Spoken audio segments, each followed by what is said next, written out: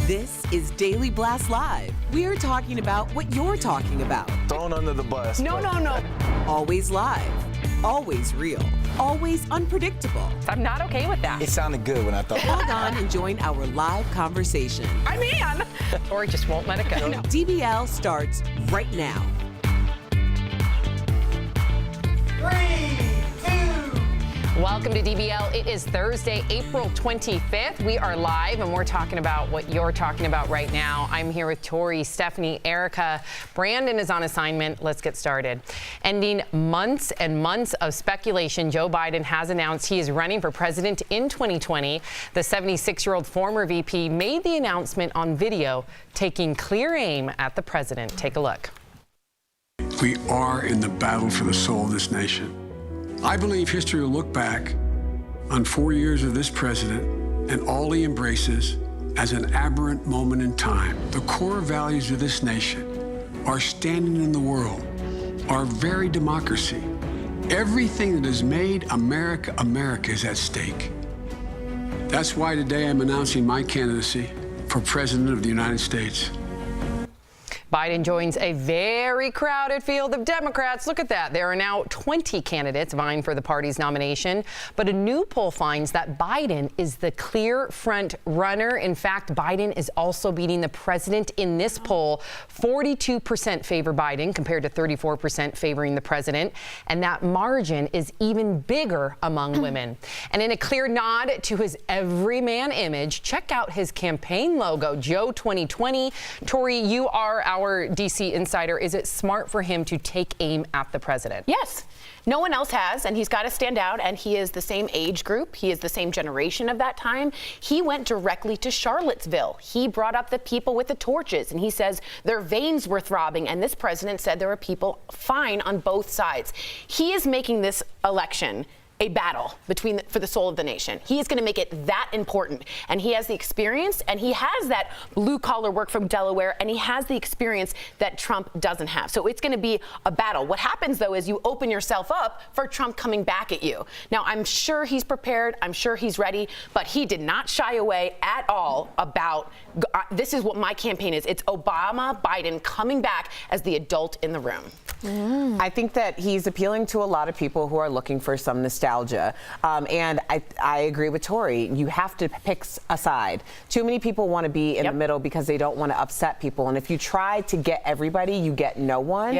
So be very intentional with who you're going for. Although we are getting comments as we speak. Let's read some of them. A lot of our folks who support the president don't think Biden has what it takes to win. Brenton writes, they are really reaching for everything they can, digging into the past, as Erica just said, with nostalgia, will not save the Democratic Party. This isn't the Obama era anymore. And James Chapman says, it amazes me that Biden cites the core values of the founding of our nation as a position to resist Trump, when his party is clearly about changing the values of our current nation to a nation which values which are further left.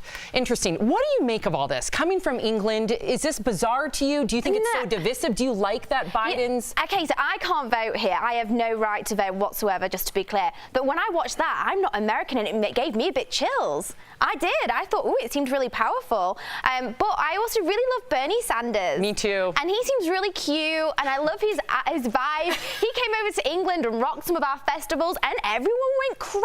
And that's how a lot of voters will be looking at it. Is he cute? Is he fun? And that's a fair thing to do. I think more than him being cute and fun. I mean, Bernie Sanders has walked the walk for 5 generations, and that's what I appreciate about Bernie Sanders. I'm going to disagree with you when it comes to Biden. I think by Biden completely taking aim at President Trump, I think that isolates the voters that are somewhat undecided. I think they want to see this country more than ever be galvanized, and I think it just came off divisive, in my opinion.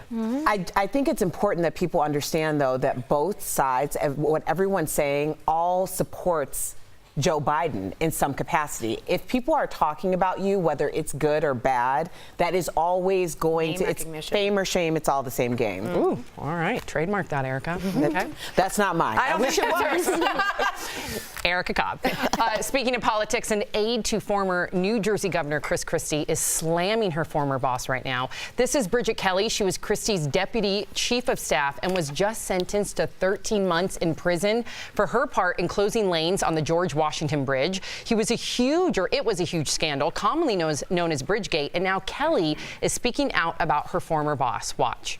Chris Christie was allowed, without rebuttal from anyone, to say out of one side of his mouth that I was a low-level staffer, then say out of the other side of his mouth that I was somehow powerful to shut down the George Washington Bridge.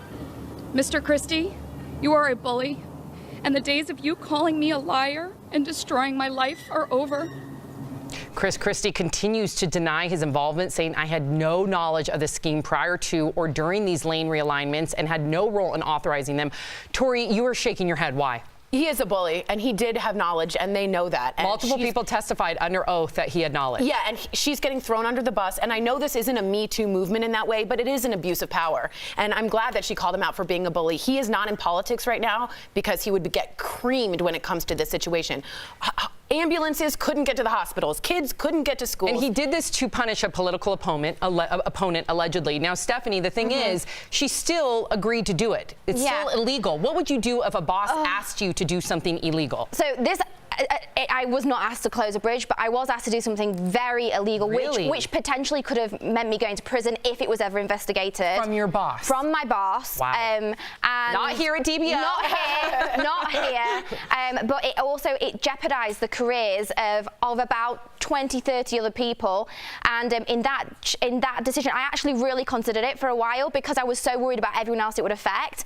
And also, the boss at the time was saying, don't worry, it's not going to get ever looked at. No one's ever going to look into this.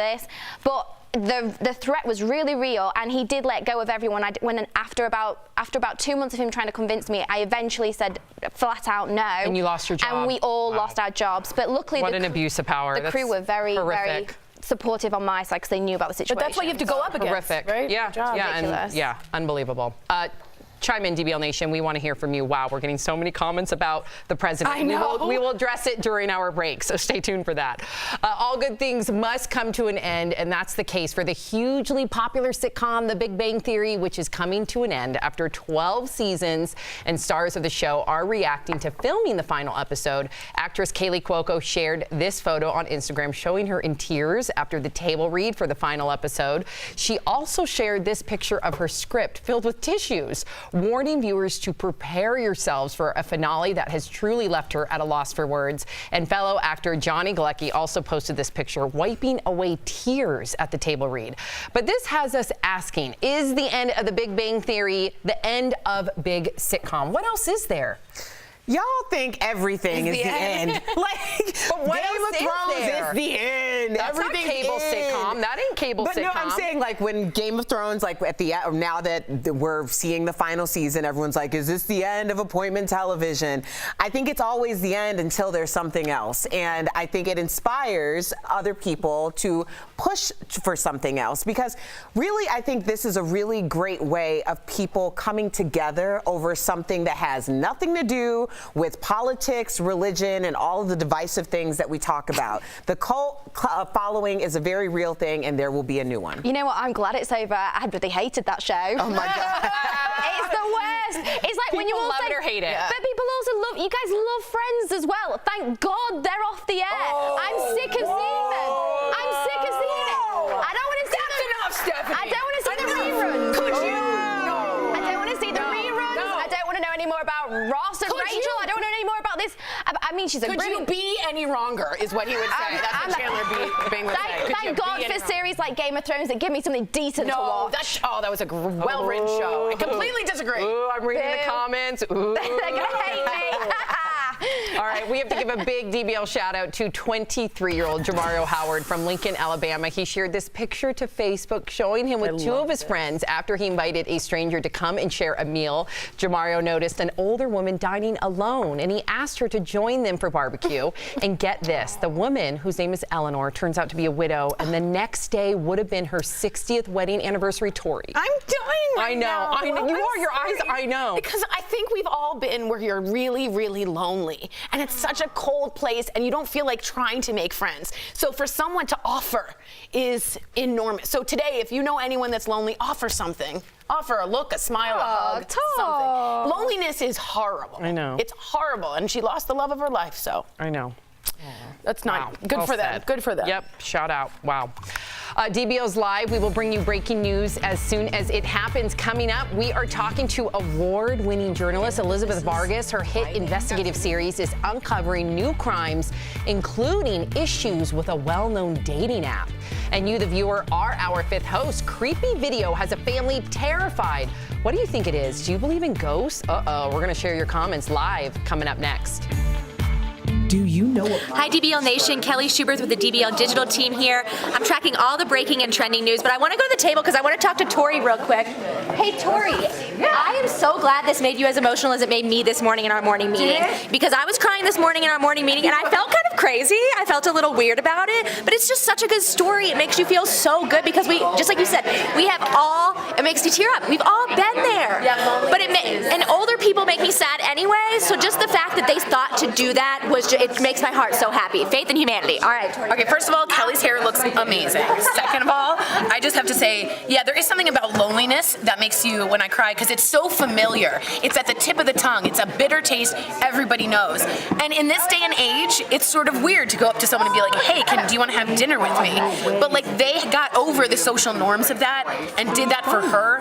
And then to hear her wedding anniversary was coming up, that woman probably speaks to no one all day long.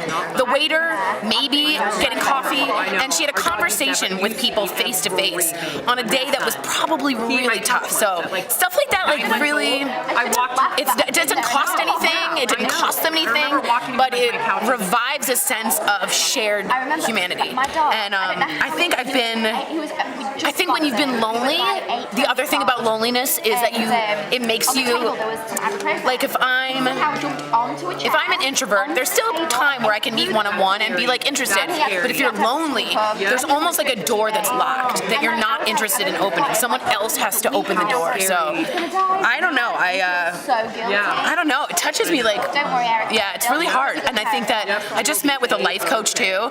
That's why I have this rock. It'll make sense in a week when I give you guys the shot.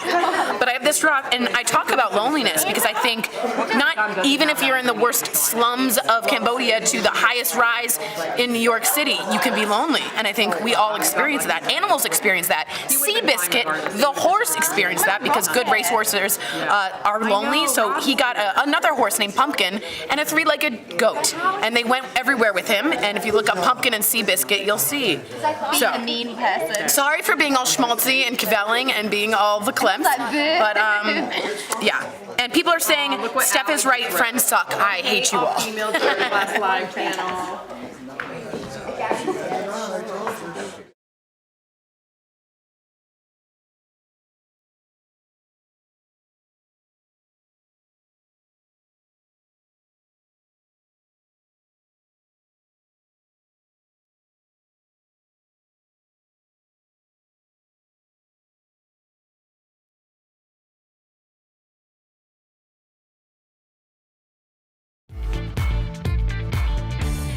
Welcome back to DBL. It is time for Fifth Host. When we talk about what you're talking about, people are really creeped out by a video that's going viral today. A man set up a surveillance camera in his bedroom and caught this bizarre scene while he was asleep. See that head pop up and disappear? You see it? I know. I know. Yep, it's not the guy who set up the camera. He was recording because he had the feeling someone else has been in his room at night. The guy's family is terrified that they found a ghost. Others say, it's just an elaborate prank. So we want to know, DBL Nation, do you believe the video? Do you believe in ghosts? Erica Cobb? Now I do. Sandra, my great-grandmother's rocking chair used to gently rock in the middle of the night. I totally believe in ghosts. Sandra, girl, I believe in them too, okay? Because my brother, when he was playing football at Northwestern, had a bunch of teammates staying at our parents' house. And one of the guys got out of the shower, went to the room that he was staying in, and in a towel, this is a big dude, walks in, sees a woman, says, sorry, ma'am, closes the door, realizes that there's no one on the second floor but him, opens the door again, sees the woman, the woman smiles at him. He runs down into the kitchen and sits there until my mom came home, which was like an hour later. He describes the woman. My mom opens up a big book. My grandmother had 14 brothers and sisters. He points to her and said, that is the woman that was in the room. Stop it, Erica. I hate you. It was Big Mama. Oh my God. Who used to stay in that room all the time. And there were no pictures anywhere because the house was under renovation. So I'm telling you right now, and this is like a 360-pound dude in a towel. My poor mama. I like that. A round of applause. That's a horrifying campfire story. Like, seriously. Horrifying. Sam was like, no. Yeah. No. Nancy from Facebook says, absolutely not. I believe the dead are in heaven or the other place. They don't roam the earth. I believe spiritually, very much so, in angels and guardian angels. And after seeing stuff like that, I want to believe in things like Long Island medium, and I kind of do sometimes. I believe some people are closer to that than others. I really do. Come at me. But I believe it. Leon from Facebook says, I definitely believe in ghosts. I believe our past loved ones can watch over us. Okay, I 100% believe in ghosts. I've had many sightings and things happen. What? So many. Too many to even tell you about just right now in a small segment. Do you see them in a physical sense? I've seen ghosts. I've heard ghosts. Whoa, I've heard things that people I didn't even know, and then been able to tell someone else who I've never even met. Okay, about so things before. Stephanie, so I 100% so you're one of those know and people. She's one of those believe in people I ghosts. think that are more susceptible. Yeah. You're going to be staying at my house in like a month or so.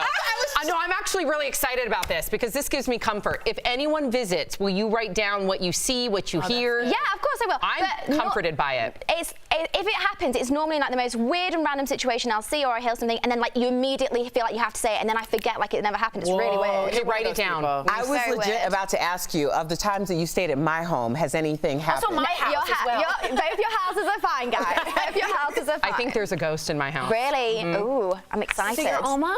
I do. My Oma had a very distinct perfume that she wore and a distinct hairspray that she wore, and whenever I'm in times of need, I will be overwhelmed with that scent. Wow. So I do believe my Oma visits. I do, but I've never seen any physicality, and I would love for you to. I think it's because, you know, I believe that when you're walking down the street, we all have a sense maybe sometimes that someone's behind us, right? Yes. And you can just sense it. Yeah. Or you can tell when someone's talking about you across the room. You can just sense it. So it's kind of like that. And I believe as we grow older, we're more conditioned to think that it's not normal or it's weird or it's crazy. And it's a sense that every single one of us has, but we just lose it because we don't exercise it enough. Right. Yeah, wow. We got our own medium, Daily Bus Live medium, sitting right there. Here come the Men in Black. Another one? Raquel Villanueva, what? Give us the details. Yes, Men in Black, the international version is coming out today. The trailer is. It shows the shape-shifting creatures Chris Hemsworth and Tessa Thompson are up against. Are you a queen? Indeed, she is. I pledge loyalty eternal to you. No, I'm not interested. Too late. I already pledged the loyalty. I wish you'd said no before. We've never faced a threat like the Hive. They can take the form of anyone. I haven't seen that before.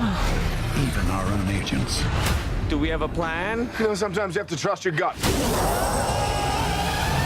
Now you can catch all the action when the film comes out June 14th. Thank you so much, Raquel. Coming up, safety concerns with a dating app, and there is a suspect list in the notorious JonBenet Ramsey case. We sit down with journalist Elizabeth Vargas to find out what her new investigative series is finding out. Wow, that's coming up next. Kelly Schubert with the DBL digital team. I don't know if you guys remember, but Steph, me, and Brandon, we went to see Deb Shepard, and she's a medium. So let's go to Steph. Yes. Hey, would you guys be willing to talk a little more about this? Because I know Steph has some good stories. Pause, but keep filming. We'll talk about that. You know Colorado more than all of us. So isn't JonBenet Ramsey's home near here? Oh, yes. I used to go by it all the time. Are you kidding me? Yeah, I was very invested in that story because I studied it also in college in my journalism class. So I'm very, very invested in that story. How close is it to here? It's in Boulder. Yep, Okay. It's on Boulder. I'm 15th Street, I believe. Yeah. No, I have to ask you. And you do get very weird vibes when you go by that house. Cole Brown and Bundy, and you got that same feeling in LA LA. I'm about to show you an interview I did with Elizabeth Vargas, and she has claims of a suspect. Do you believe these claims since you studied it, or are you wary of these type of things? I'm not wary at all. I'll hear whatever new information they have to say. Do you believe that it's the brother, and that the parents are the dad is protecting the brother? Yes. I don't know which one of them it was. The brother, though? I don't know if I think it's the brother for sure, but I do think it was inside the family for sure. And you think they're protecting whoever did it? Yes. Do you think it's more than one person? But I think after that most recent documentary came out, I believe it was NBC, it did make me lean towards the brother a lot more, because I used to think it was the mom. Yeah. But didn't he win a lawsuit again? He did. So then you start backing up, and then you reverse, and you're like, maybe it's not. That documentary definitely painted the brother. So I'm excited to see the new Elizabeth Vargas thing. Yep. Yeah. The pineapple is what really got you. Yeah. The pineapple.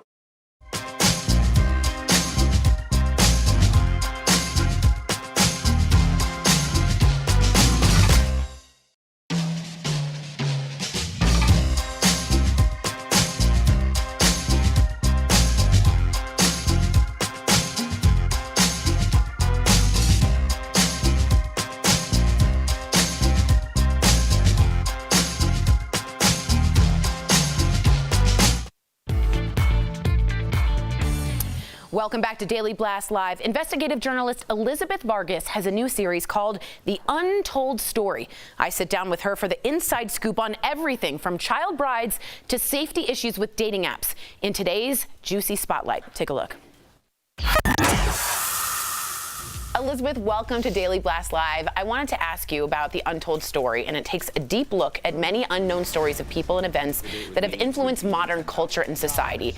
And I want to know from your opinion, why do you think we're all obsessed, myself included, with true crime? Gosh, look at most of our movies and novels are about crimes of some sort. I think that's a natural thing, and I think that's why it fuels so much content on so many programs. Even fictionalized drama series are about usually some sort of crime at the heart of it. I think you're right. And how do you respond to critics who say this is turning entertainment out of tragedy, or is it taking a deeper look into some things that have been taboo in the past? It's about shining a light on things that are happening in this country that people might not have known about. For example, tonight's episode is a 2-hour documentary on child brides and in America. This human rights abuse today remains legal in 48 states. A child as young as 1 could marry. Come on. Yeah. No minimum age. To have a little girl married off, and then after several years of being abused, she was told she was too young to go to a domestic abuse shelter, too young to hire a lawyer, too young to get divorced, but she wasn't too young to get married. Pretty amazing. So she's stuck. She's completely stuck. Now, between this, I know you're also looking at dating apps, which I'm fascinated about, and fetishes. What are the ones that made you gasp the most, really surprised you? My gosh, I don't think anybody understands that these dating app companies have blanket protection. You cannot sue them. Wow. In one case, we have a serial rapist who was on OkCupid for years. What? People warned OkCupid and said you have a rapist on your site. Nothing was done, allegedly, to take him down. What? You know, several people sued. The Communications Decency Act gives them blanket protection against all of this. You are taking a fresh look at one of America's most notorious crimes, the JonBenet Ramsey murder. What new leads do you have for this 20-plus-year-old cold case? We believe we have the name of the person that killed JonBenet Ramsey. John Ramsey, who has been officially cleared by the district attorney, has a list of people, courtesy of a retired homicide detective that he hired, of people whose DNA they want checked. Wow. Remember, there was DNA found on JonBenet's body that didn't match anybody in the family. That's right. They have no idea who it matches. We all know the basics. We read the headlines, and we don't know the true story, and that's what The Untold Story is going to do for us. You can catch The Untold Story tonight and every Thursday on the A&E Network. Elizabeth, thank you so much for joining us on Daily Blast Live. Thank you. We'll be right back. Promotional consideration. Hey guys, I'm Abby, aka Modern Yenta on Instagram, and I'm here to give you guys some dating tips. We're going to be talking about some terms that millennials use, but that you need to know if you've been in the dating game for a while or if you're just getting back into it. First one is catfishing. We've all heard of the MTV show Catfish, and that's kind of where this term comes from. It's when someone pretends to be someone they're not online, through an app, or something else, some other way to meet people, and then maybe when you meet them, they're totally not what you think. So they're like this online, and then when you meet them, they're like this. So if you get catfished, well, I'm sorry it happened, but there are a couple things you could do to prevent it. If someone is, reluctant to meet up, maybe they have excuses every time you want to FaceTime and they only want to talk on the phone, that could be a red flag. Have you heard of breadcrumbing? I just learned this one too, and it's kind of weird. It's when you send flirty text messages, but you don't actually want to meet up with the person. So maybe someone sends me, hey, you look great in that pink shirt, but they don't want to grab a drink with me, coffee, or anything. So it's kind of an interesting one. If this happens, probably just, stop responding to that one. Have you ever had anyone just disappear and stop responding to messages? Well, that's called ghosting. And it's probably happened to all of us with a friend, a significant other, someone that you've been dating. They just, out of nowhere, stop talking with no warning, no signs or anything. And I always say ghosting is a big no.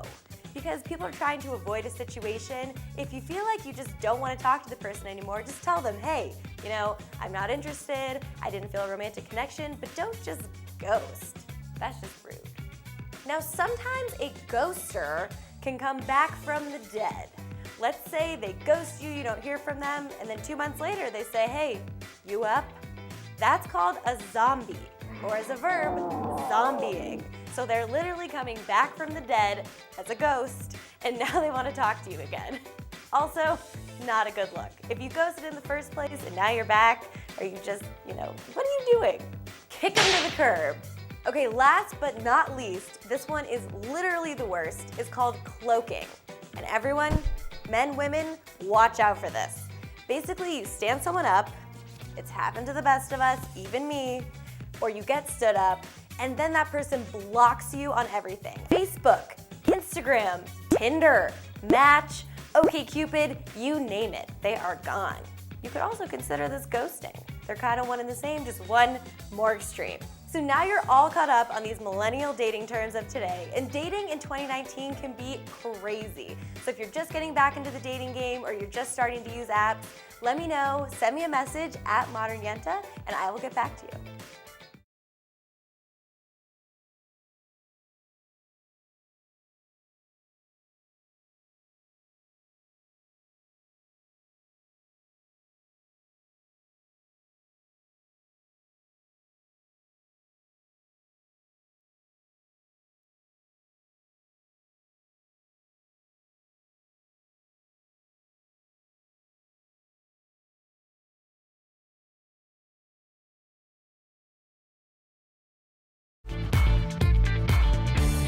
Welcome back to DBL. All week long, you have had a chance to watch and win 2 tickets in this incredible prize pack for Avengers Endgame, hitting theaters tomorrow, April 26th.